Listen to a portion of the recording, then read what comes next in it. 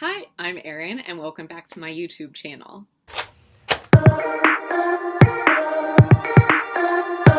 Today we're going to be discussing celiac disease, which is an autoimmune disorder, something that I actually have, and is basically a food intolerance to the protein gluten, which is found in wheat, barley, rye, and similar products.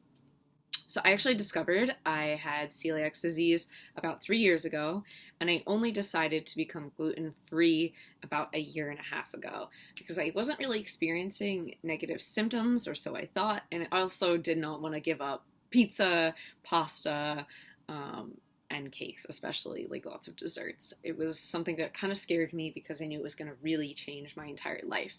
And I was right. When you celiacs and you have to either read every single ingredient on the label, and you have to also check out for cross-contamination. There are some positives to being celiac that I've discovered, and I want to talk about those with you guys today. The first is that being a celiac forces you to become really creative in the kitchen. I love all things sweet. I definitely got that from my mom. I would crave certain desserts. I realized they weren't always accessible to me to go and get. So I decided I would become a baker and get really good at making the gluten-free equivalent of the treats that I was missing. Just a few nights ago, I actually made these Funfetti Cookies that I put a vanilla glaze on. They were absolutely delicious, probably way too much sugar for my well-being, but like I said, they were delicious. I've experimented with making strawberry shortcakes. Never heard of tahini cookies before, but I also tried that recipe. These are tahini chocolate chip cookies. When it comes to gluten-free baking, you have to get really experimental. There's so many different types of gluten-free flours. There's almond flour, rice flour, potato flour, and like starches that you need to add in. Sometimes you need to put in cornstarch or potato or tapioca starch. So many different things you have to incorporate. And basically, it's kind of like doing chemistry. So you get to like mix all these in and see at the end if the product comes out the way you want it. The second really positive thing that came from finding out I had a gluten intolerance is that it's made me more open to trying new foods. When I moved to New York City, I discovered arepas, which are naturally gluten-free foods. They're made from corn flour, and it's these little corn flour shell almost, and they stuff it with all kinds of things. They can put meat in there, cheese, vegetables, avocado.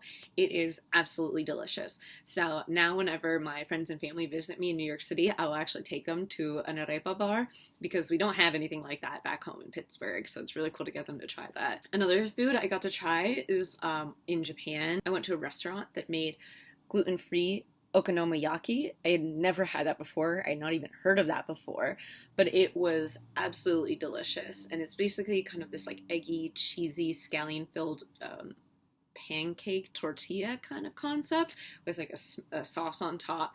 I loved it so much that I actually emailed the owner of that restaurant because I went back twice in a row, and I asked him for the recipe, which he graciously sent to me. I just haven't yet attempted to cook it myself.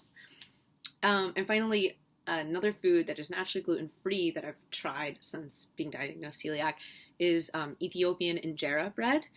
So if you aren't familiar, injera bread is basically this like crepe-like bread that's really flat. It kind of has like a sourdough taste to it. And there's different like vegetable curries that are put on top of the injera bread, and they can be like hot or cold.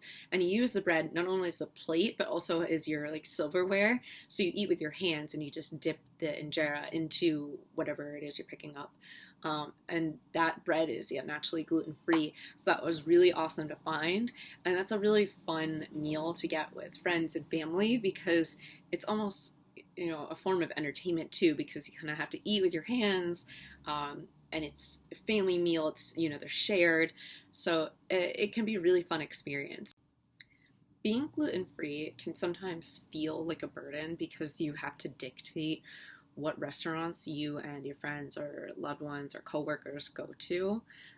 I certainly had that experience, and I know this is probably something shared amongst everybody with a food intolerance or food allergy, that at some point you feel like this burden because you're always dictating where you go.